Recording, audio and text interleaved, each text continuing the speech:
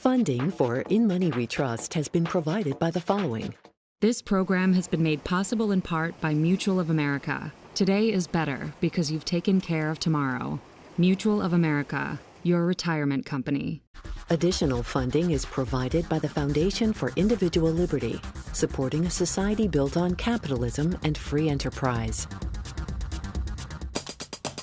The Washington Examiner, each week delivering news and commentary about the Washington political scene to readers nationwide.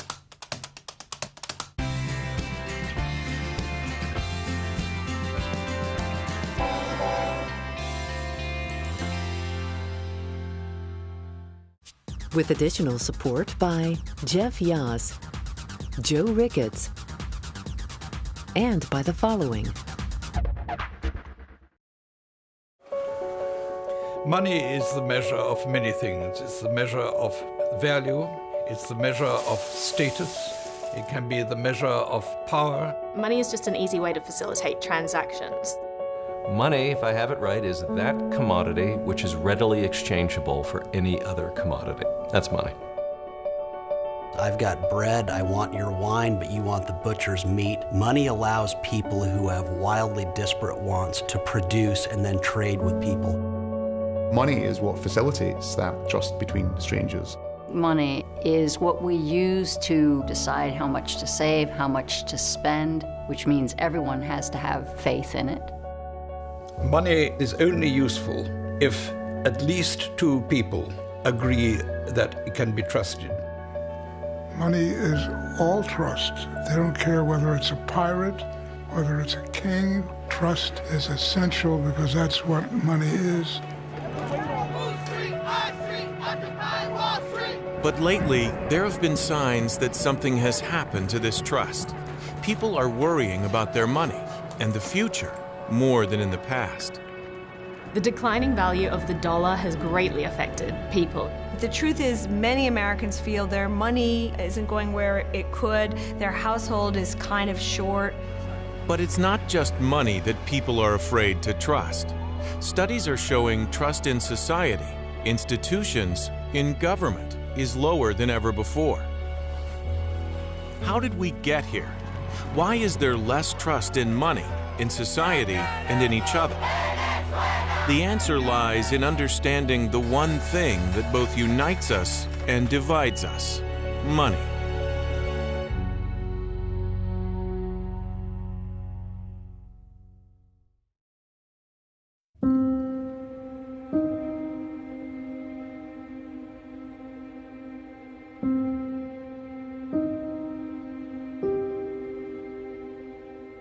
The notion that money is the root of all evil, of course, is drawn from a biblical passage, but it's slightly distorted because in the writings of Paul, he refers to the love of money as the root of all evil. No one in the Bible, to my knowledge, ever says that money itself is evil.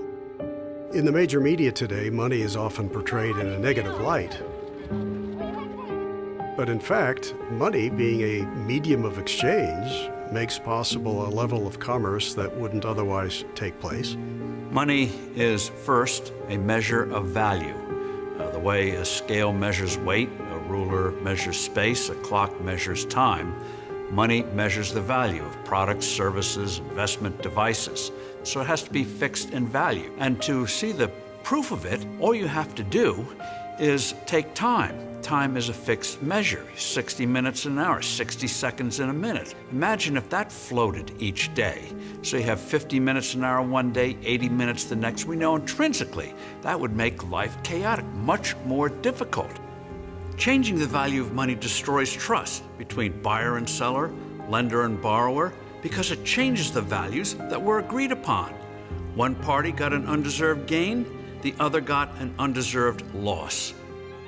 By providing a mutually agreed upon measure of value, money in ancient times created trust between strangers that allowed more trade to take place. When the first coins were made in Lydia, they were made with this mixture of silver and gold called electrum. And that item itself was something that people trusted. People wanted these precious metals. They could use them for all types of things. money began to change every aspect of life. Money made it possible for people to think in new ways. Everything was now being numbered. So it begins to create a kind of mobility in people's lives that they never had before. Markets created by money expanded commerce and culture. So what we saw in Athens is you have a marketplace, and then you have all kinds of ancillary activities going on around it. And so you have the philosophers, for example, who are meeting along the edges of the market. And so you have the first real development of philosophy in the Western world.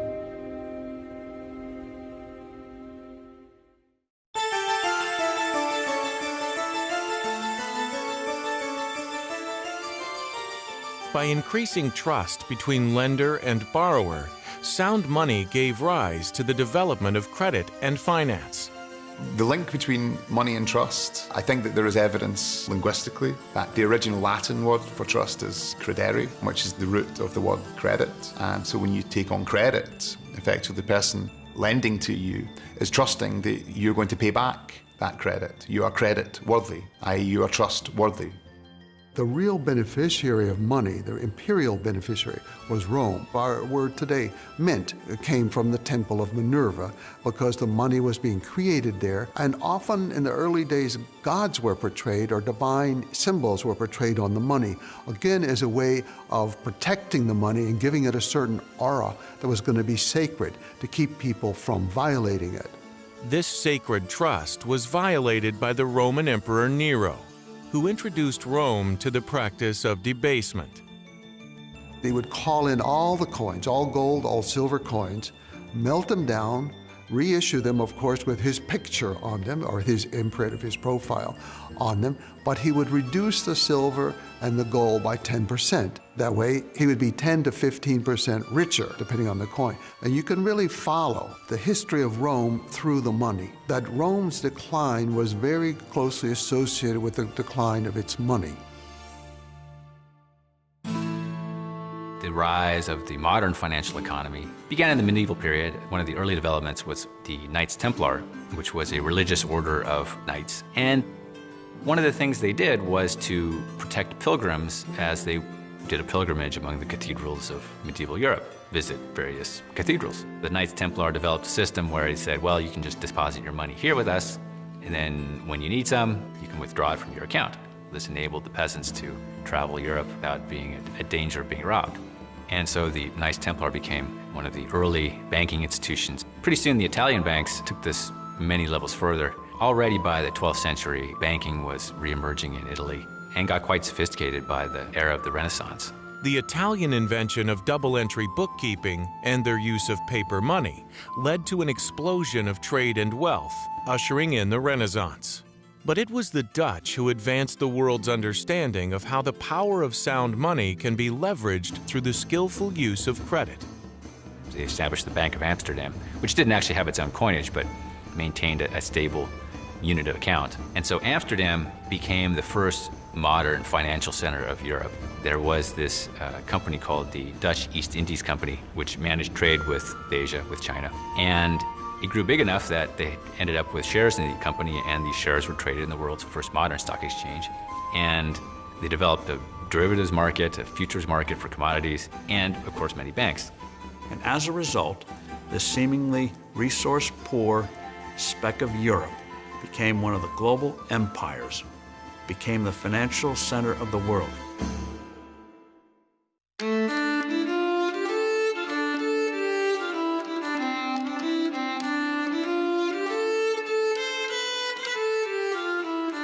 One of the important things in England's rise was first that it created a currency that other people could trust, not just the English people themselves. So the best mechanism for this would be some kind of commodity that's permanent, easily transported, easily understood by everyone, shared as a value by everyone, and that medium was, of course, gold.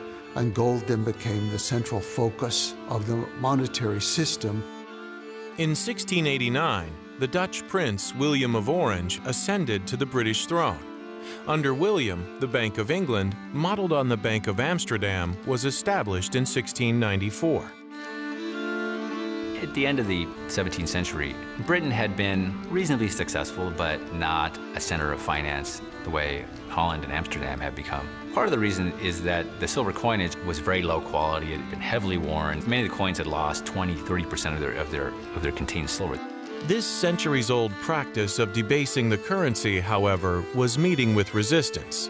In the great recoinage debate of 1696, the philosopher John Locke argued against the government's proposal to remint British coins at a lower value. It will be a loss and impoverish a great and innocent part of the people, who, having their estates in money, have as much right to make as much of their money as it is worth. The idea that you would arbitrarily change the value of money, that went against what Locke called natural law, violating our rights. When you change the value of money, you're stealing property without due process of law, without a commercial transaction. Locke eventually won the argument. Britain reminted its coins at their full value, a victory for sound money. Locke's friend and supporter was the famed mathematician Isaac Newton. As master of the British Mint, he pegged Britain's currency to a fixed value of gold.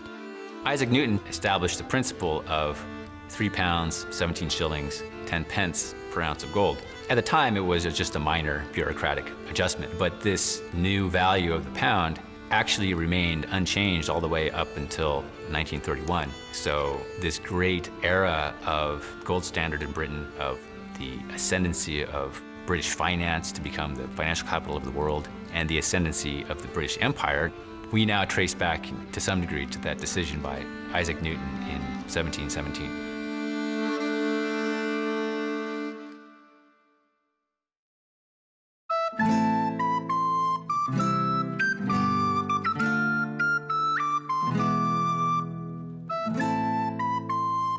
During the late 18th century, a young American republic struggled to recover from the hyperinflation caused by the overprinting of continental dollars during the Revolutionary War. To save their new nation, the Founding Fathers created a financial system based on British ideas of sound money. I spent a lot of time reading Thomas Jefferson's note on the establishment of a money unit. It's wonderful, handwritten notes that we have in the Library of Congress. And to see Jefferson writing out in this very concise way, what should be this new fledgling country? What should be our money unit? And there's a great line in those notes, handwritten. And he says, and if we determine that the dollar shall be our unit, then we must say with precision what a dollar is. And it was a specific weight of gold or silver. And he just felt that was imperative. And then that was enshrined in our founding documents in the same passage that talks about Congress shall define weights and measures, and they will define the money. Alexander Hamilton, appointed by George Washington as the first Secretary of the Treasury, created a financial system for the young U.S. Republic based on the ideas of John Locke and Adam Smith. Alexander Hamilton fixed the dollar to gold in the 1790s. The dollar became to be seen as a rock-solid currency where you could go anywhere in the world and they would accept that dollar. So you had massive flows of capital, massive flows of people, and the world boomed.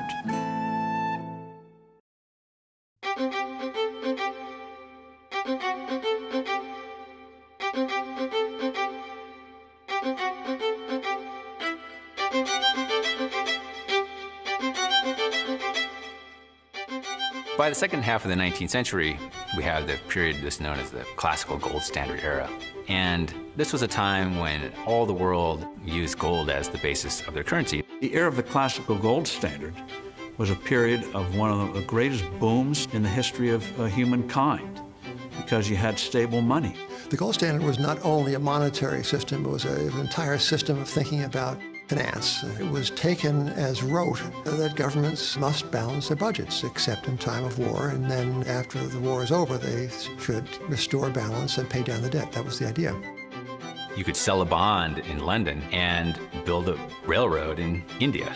It was this extraordinary period of expansion in the Industrial Revolution, which was matched by technological advances. Between 1870 and 1914, Industrial production increased by 5 times, wages soared, the amount of farmland under production more than doubled. It was an incredible period of wealth creation for the United States.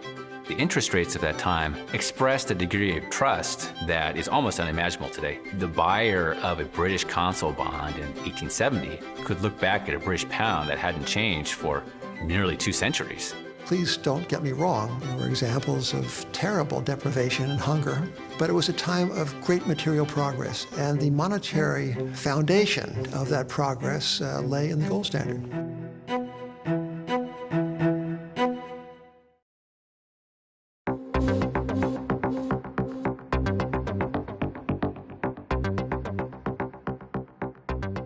The technology advances of the 19th century also brought disruption.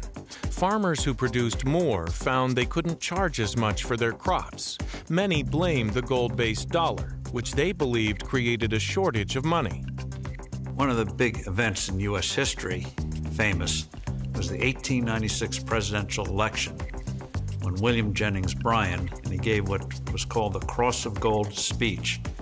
You shall not press down upon the brow of labor this crown of thorns. You shall not crucify mankind upon a cross of gold. What he overlooked at the time was it wasn't gold or a sound dollar that was causing farmers problems. It was overproduction. The real sign of distress was we kept having these banking failures where money would be short and banks would run out of currency, interest rates would shoot up, and every few years this would turn into a major depression. It just wasn't a very stable system. There were also limits on how much banks could lend. Calls for the establishment of a central bank to act as a lender of last resort increased after financier J.P. Morgan personally bailed out the banks during the panic of 1907. In 1907, you had the banking panic in New York, and the Knickerbocker Bank went under, and it was spreading, so there was going to be a major banking crisis developing. J.P. Morgan, the financier, was in many ways our first central banker, but he was a private banker, very powerful and very influential, and called all the bankers together to his library up on Madison Avenue, and he invited them in the evening for dinner, and then after the dinner he locked the doors, and he says, nobody's leaving here until we come up with a solution, and we start loaning money to other banks so that we can avoid this problem. You had a meeting met at Jekyll Island in the early 1900s, and together they came up with the concept that was finally made into law in December of 1913. President Woodrow Wilson signed into effect the Federal Reserve Act. This act created the Federal Reserve System to provide a safer and more stable monetary and banking system. And the Federal Reserve was created with 2 goals in mind. One was to defend the gold standard, defend the dollar, and number 2 was to be a lender of last resort in case there was another 1907 type panic, because J.P. Morgan had died.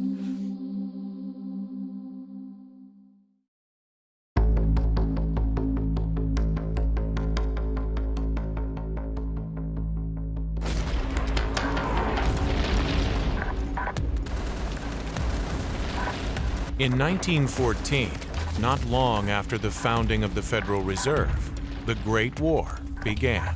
Whenever you have a great war, you have inflation. You do anything you can to get the resources to fight for what you think is your survival. So all the fighters, small countries, big countries, saw a debasement in the value of their currency. To print money to pay for the conflict, Europe and the U.S. went off gold, and after losing the war, Germany suffered the infamous Weimar hyperinflation. If you really want to understand how a system works, you should study it when it's really malfunctioning. Here's something that Lenin, Keynes, and von Mises all agreed with. Unstable money is the quickest way to turn the society upside down. The German example of the early 20s was a supreme example of what happens when people cease to trust the medium of exchange. After World War I, we said to Germany, you have to pay back the world. That was called reparations, and we actually demanded too much. The nation's government certainly couldn't pay that much money, so Germany began to print, so to speak, and printed too much. The best-known stories of inflation are things like you go to a restaurant and you find that your meal is going to cost 8,000 marks, say, and you order it, you eat it, and by the time the bill comes, that 8,000 marks has become 16,000 marks. With the value of their money collapsing, Germans bought houses, real estate, anything. People even bought pianos who couldn't play them. And it's just very interesting that the Weimar hyperinflation coincided with this great hedonism. The bars were absolutely packed. There's something very disorientating about hyperinflation. There is no future. You live for now. Because money was worthless, farmers, people who produce food, simply refused to sell it. What often happens with inflation is people look for someone to blame. And so in Germany in the 20s, the stores of Jews were the place where the windows were broken because people blamed the Jews for the money being worth nothing, when actually it was the government of Germany that made the money worth nothing. As far as Germany was concerned, democracy had been given its chance, and people began to long for a strong man. The strong man who eventually came back, of course, in 1933 was Hitler. Auf dieser Welt aber ist das eigene Volk. You can't say that the great inflation in Germany caused Hitler, but you can say it did cause the end of trust in democracy.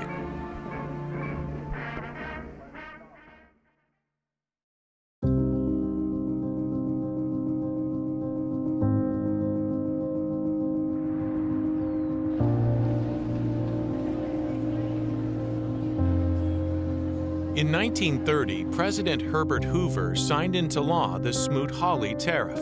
Its sweeping taxes on thousands of foreign products triggered a global trade war. This set in motion events leading to the Great Depression. With millions unemployed, governments searched for solutions.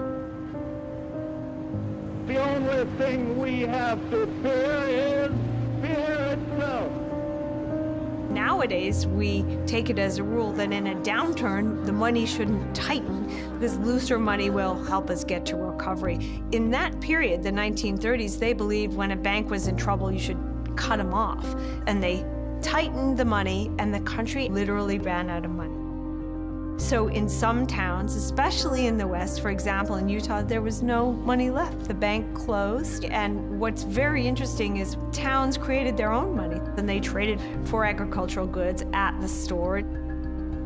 Many look to the activist policies of the British economist John Maynard Keynes. Keynes legitimized the view that economies are not intrinsically stable and that there is a role, therefore, of policy to offset whatever is destabilizing the economy. If the economy is weak, the central bank can lower interest rates and encourage bank lending and spending by the borrowers. If the economy is overheating, the central bank can do the opposite and raise interest rates.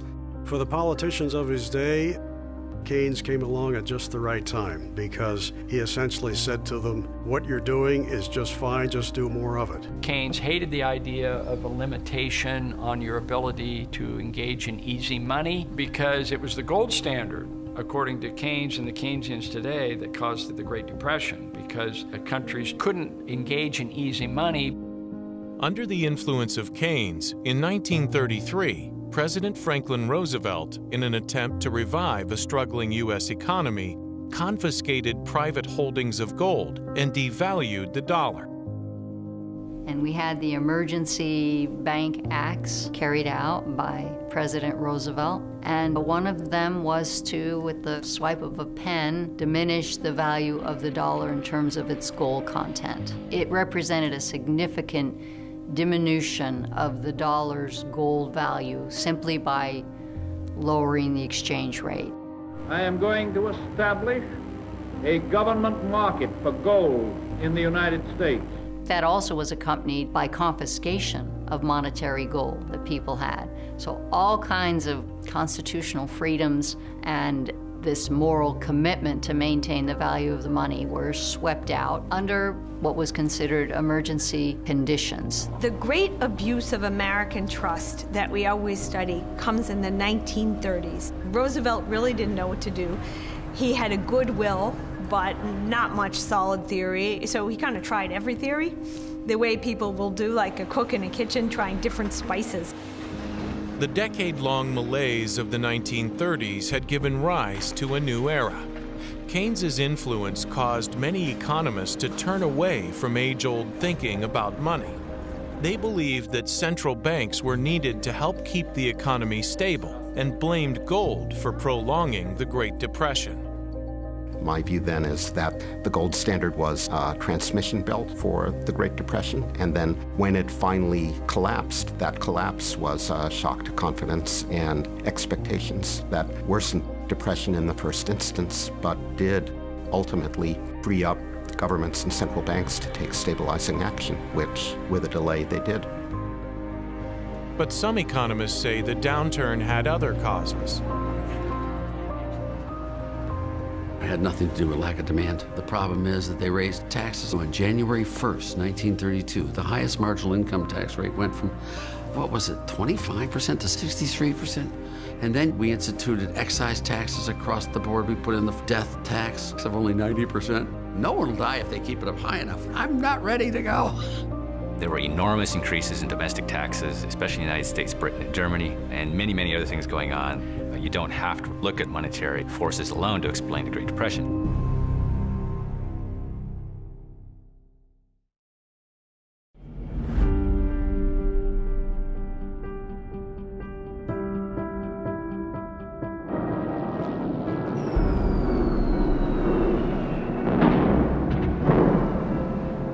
Near the end of World War II, the Allied nations met at Bretton Woods, New Hampshire. Their mission, to forge a monetary system that would end the competing currency devaluations that marked the trade wars of the 1930s. Delegates from 44 Allied and associate countries arrived for the opening of the United Nations Monetary and Financial Conference. During World War II, near the end, all countries decided what they call these beggar thy neighbor policies. I'll reduce the value of my money, try to get a short-term advantage. The other country responds, well, I'll reduce my money. What they call beggar thy neighbor ended up hurting everybody. So they wanted a system of fixed exchange rates. They wanted a new gold standard. Morgenthau, the Treasury Secretary, issued a memo instructing his deputy to come up with some kind of a post-war system that would no longer be subject to the beggar thy neighbor tactics that had caused the world to descend into the economic chaos. United States Treasury Secretary Morgenthau addresses the meeting.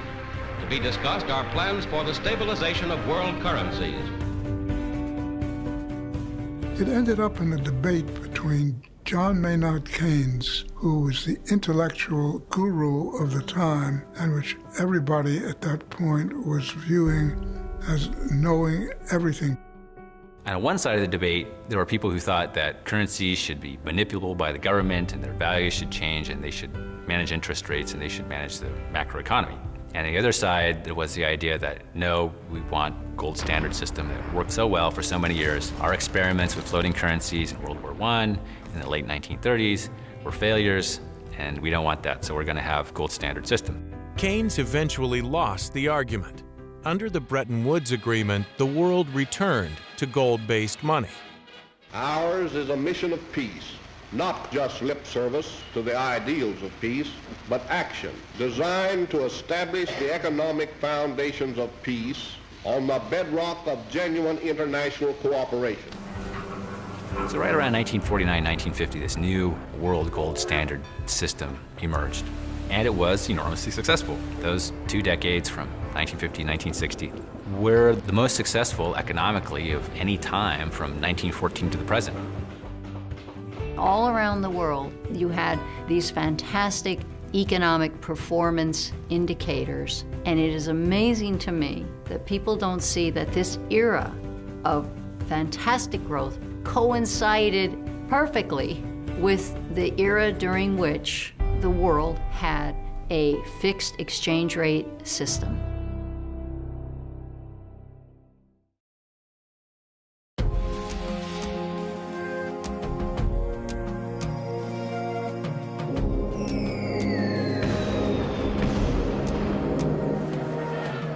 The The decade of the 1960s brought new challenges.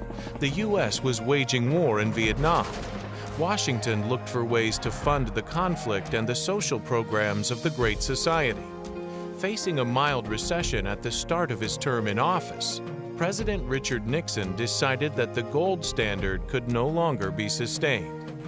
I have directed Secretary Connally to suspend temporarily the convertibility of the dollar into gold or other reserve assets, except in amounts and conditions determined to be in the interest of monetary stability and in the best interest of the United States.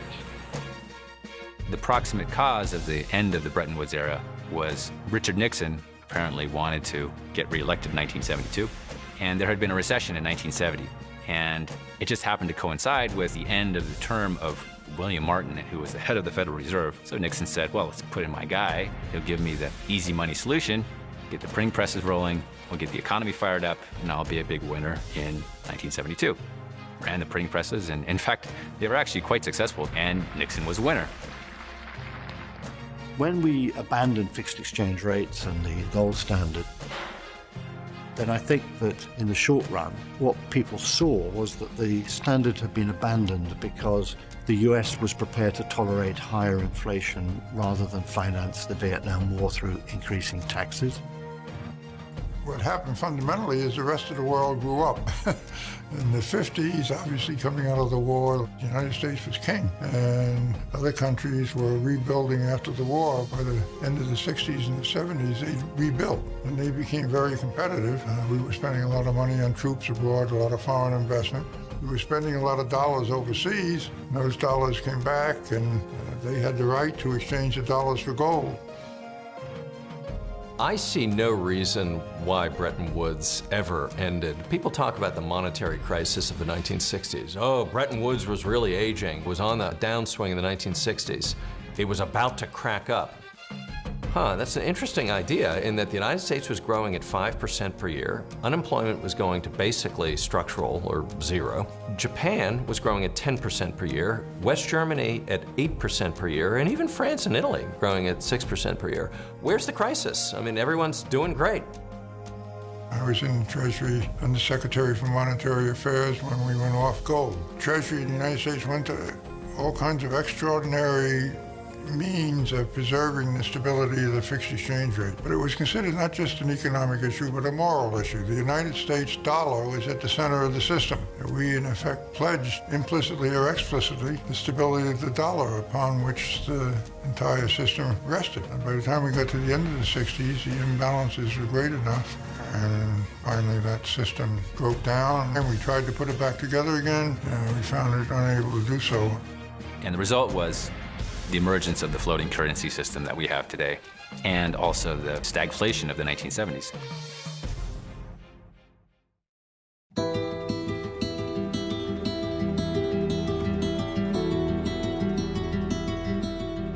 With money no longer anchored to gold, the value of the dollar plunged. The Nixon shock may have successfully propped up the economy to help the president win re-election, but as with all devaluations, the boost was short-lived. We had very high inflation in the late 70s and 80s. 25% a year in Britain, 13% a year plus in the United States. Certainly the inflation in the 1970s was very costly. It was very costly while it was happening, and then it was very costly to correct. And it represented a failure on the part of central banks around the world to understand some basic principles about printing too much money leading to higher prices.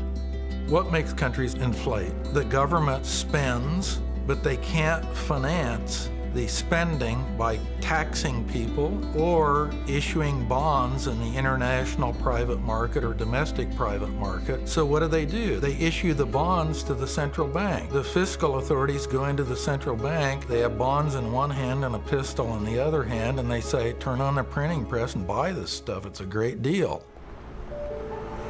The mood at the time, that there was just a feeling of inability to move constructively in any direction, in domestic policy or international policy, because inflation was looming. The inflation rate is 7%. Still too high, but it illustrates very vividly that in addition to providing an enormous number of jobs, 9 million new jobs in the last 3.5 years, that the inflationary threat is still urgent on us. The 70s is often referred to as sort of the morning after of the 60s, and it did have that drunken morning after feel because things didn't play out as people expected. So you bought a house in 1962 at a 4 or 5% mortgage rate, and it cost $32,000. And by the end of the 70s, you'd like to sell it for $90. That sounds like a lot, but $90 doesn't turn out to buy you the house you want next. Commodity prices soared, including, most notably, the price of oil.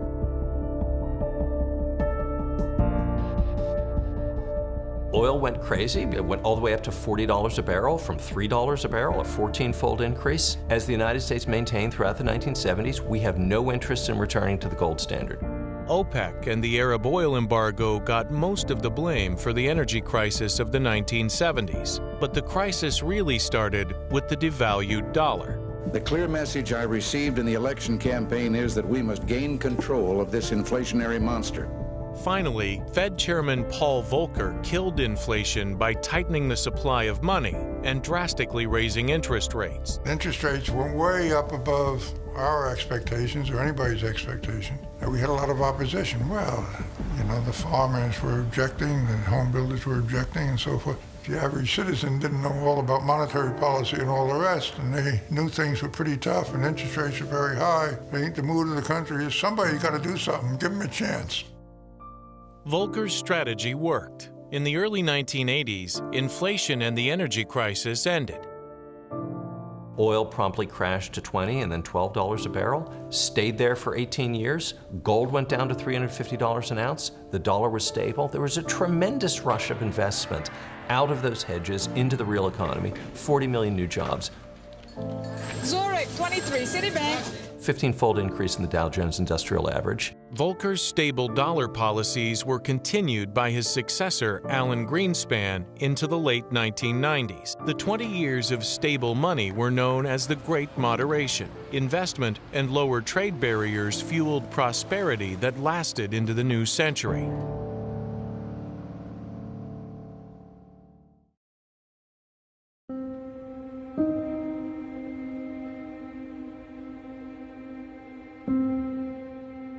Like the era of the classical gold standard, the Great Moderation was a time of innovation. Lower interest rates and sound money unleashed a flood of capital that financed the high-tech revolution. Then, in the late 1990s, a rash of internet startups was hit by a shakeout, the dot-com bust. The Fed and the Treasury Department began to weaken the dollar.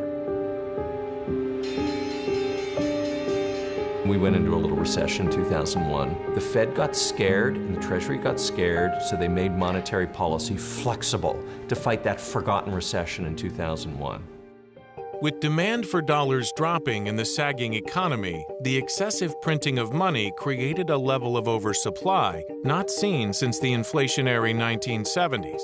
This set off a wave of distortions that tore through the financial markets and the broader economy.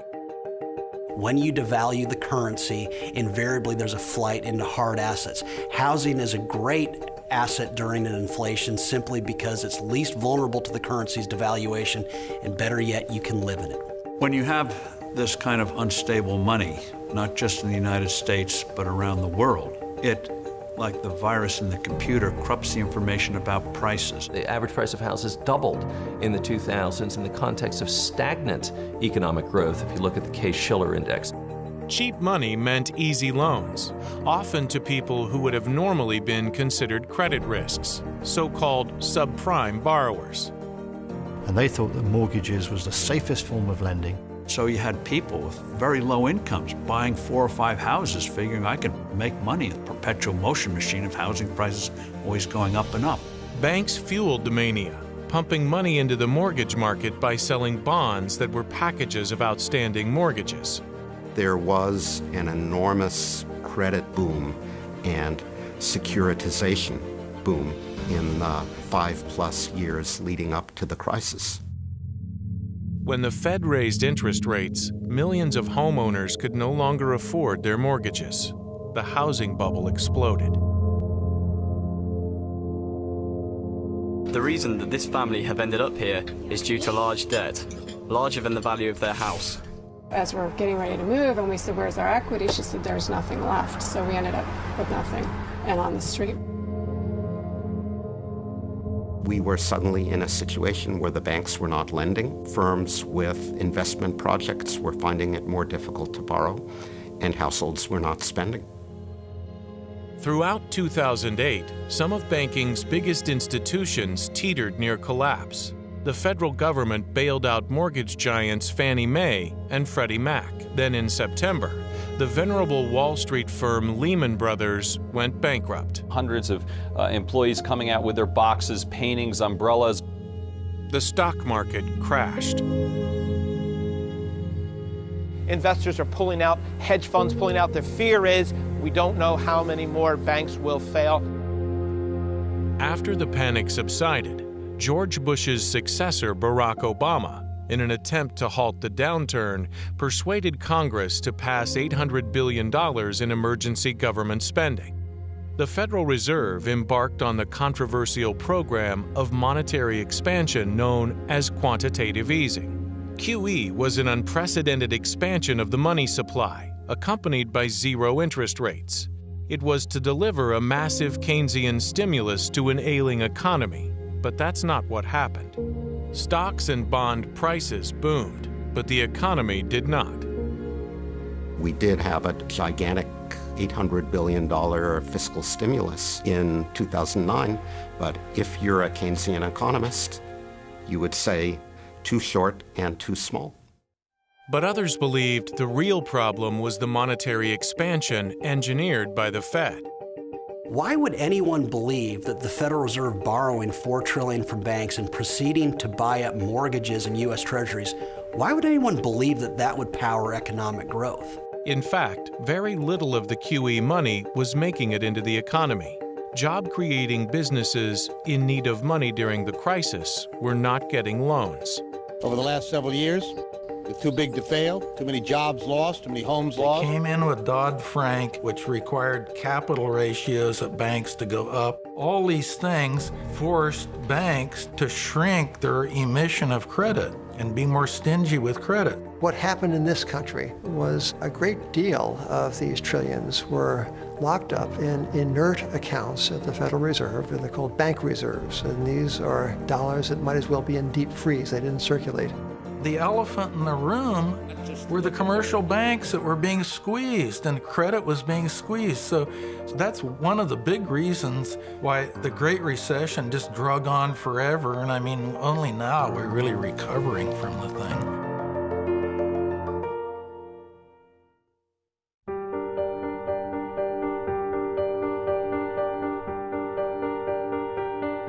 The top 1% took home 20% of the nation's income last year. The average worker barely saw a raise. It ain't fair. It ain't right. Not everyone suffered financially during the Great Recession. You know, one of the unhappy symptoms of that period was the extent of money that was being made in Wall Street. At one point, almost 40% of all the profits in American companies was made by financial firms. Are financial firms really worth 40% of the whole economy? Are they really producing that result? I don't think so. How do you feel if you're willing to take the risk to be a small business owner? You're trying to deliver a good consumer product, you're doing everything right, and then you see that it can be inflated away, or you see that people who went into pure finance are making bundles, or they're just sitting on their investments and watching the market go up. The debasement of money absolutely compromises the sense of justice and the sense of fairness. So you naturally are driving a wedge, effectively, between the haves and the have-nots, and you then breach the trust. So you get the Occupy Wall Street movement, maybe you get Brexit, you start to get a disillusionment with elites. And I think that is playing out in all sorts of different arenas right now. We are the 99%! People have less trust in money today than they did before the great financial crisis of 2008. Well, those were shocking events that occurred in response to a shocking financial crisis. And I think they did raise questions in people's minds about the reliability of the monetary and financial system.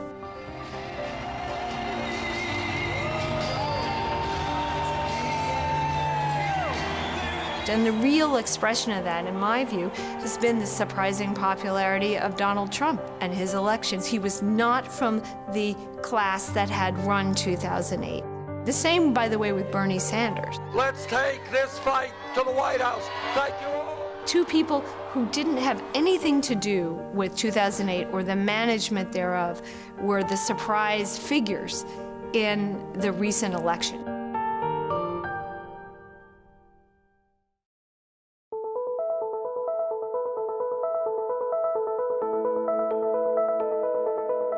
Today, many people are questioning our financial system and its assumption. Can a central bank successfully guide an economy by manipulating money?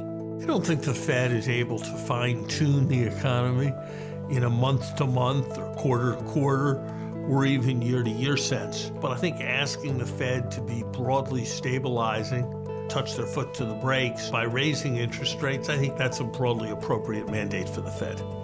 After all, the Fed fulfills an important role by keeping the economy from overheating. Or does it? An economy can't overheat. Let's never forget that an economy is a collection of individuals. Can an individual overheat by doing better and better every year? Are individuals limited to 3% growth because if they get to 5, they'll overheat? And don't we need to devalue the dollar to gain a trade advantage over certain nations? The idea of mercantilism never really gone away. Is the idea that you get rich by running a trade surplus in the old days by accumulating gold. I run a trade deficit with my favorite restaurants, my favorite clothiers, my favorite car makers, and with my landlord. I run a trade surplus with those who employ me. Trade deficits are the reward for production. So the floating currency era has now existed since 1971. The value of the dollar, which was $35 an ounce from 1934 to 1971, stabilized in the 1980s around $350 an ounce. So compared to its traditional benchmark, it lost 90% of its value. People aren't starving in the street, but we do have a stagnation that persists and is very alarming. And I think that this is the great challenge of our time. You have this rise of financialization. Everybody's shuffling existing assets rather than creating new assets. These increasingly meaningless currencies get exchanged, at a rate of $5.1 trillion every 24 hours. There's enormous amounts of money flow to the speculators and the hedge fund operators. I think it has a deleterious effect on the economy, hurting classical investment that creates jobs. Thanks to floating money, we have taken all these great minds and forced them into facilitator roles as currency traders. Are they necessary? Yes. But imagine what we've lost because we removed all these great minds from productive ideas and forced them into trading the chaos wrought by weak and unstable money.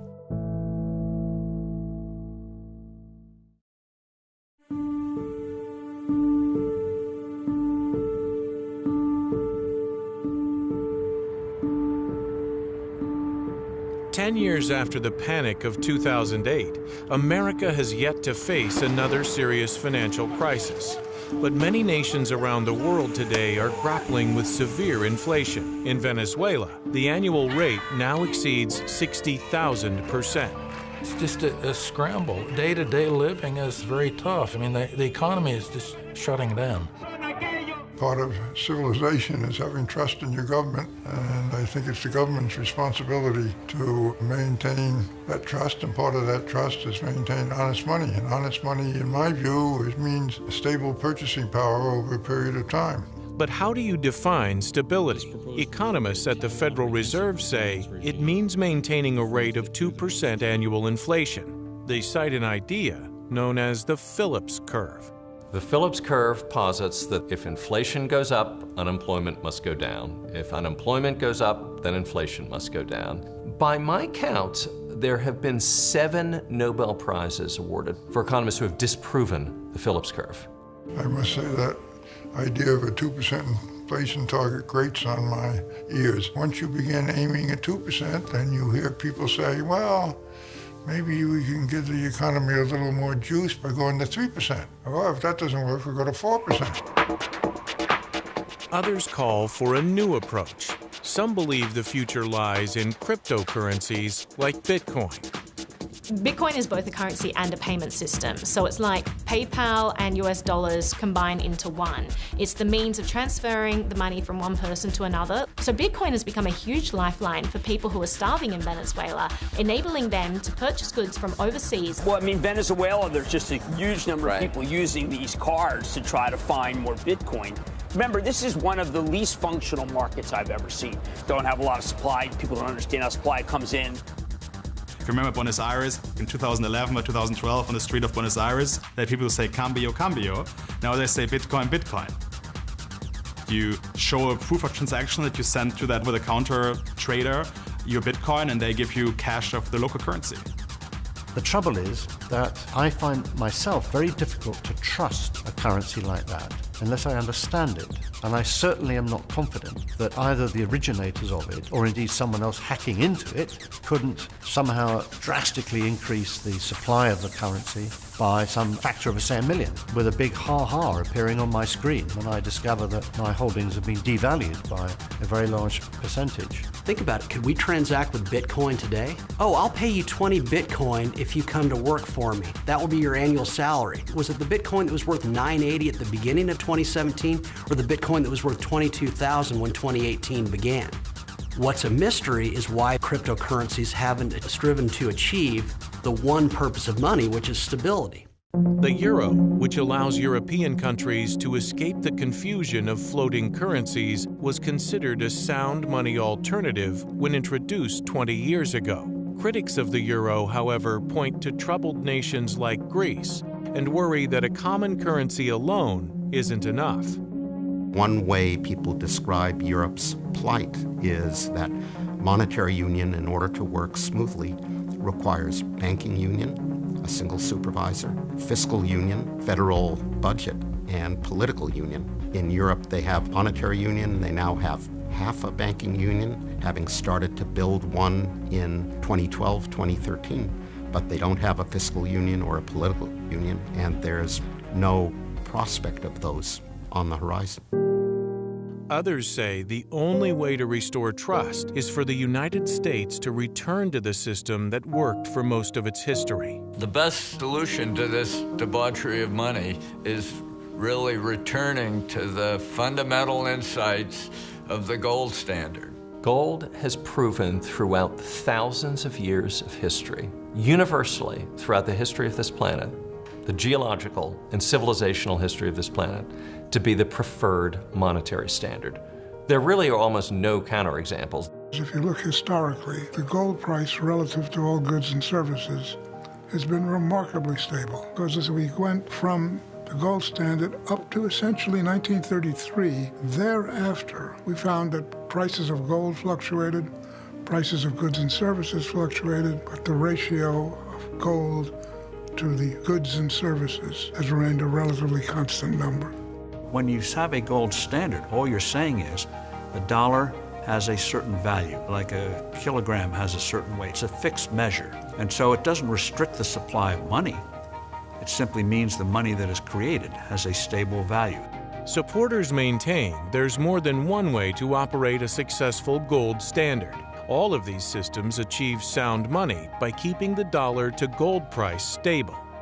A gold standard no more restricts the size of an economy. Any more than 12 inches in a foot restricts the size of a building you may wish to construct. Give a famous example. From 1775 to 1900, the amount of gold mined in the world went up about 3.5 times. The money supply in the US, which was on the gold standard, went up 160 times. So what does the future hold? A new role for the Federal Reserve? Cryptocurrencies? A return to a gold standard? At some point, we are going to have to address this. Probably it will take another crisis, but the clear answer will be monetary honesty and monetary stability. But all this is the struggle for trust. And money ultimately does depend on trust. And when people have a belief, an intuitive belief that the system is trustworthy and provides for this accumulation of knowledge and learning that is the essence of economic growth, then trust will come.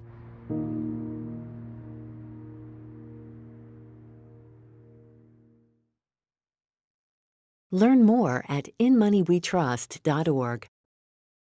Funding for In Money We Trust has been provided by the following. This program has been made possible in part by Mutual of America. Today is better because you've taken care of tomorrow. Mutual of America, your retirement company. Additional funding is provided by the Foundation for Individual Liberty, supporting a society built on capitalism and free enterprise. The Washington Examiner, each week delivering news and commentary about the Washington political scene to readers nationwide.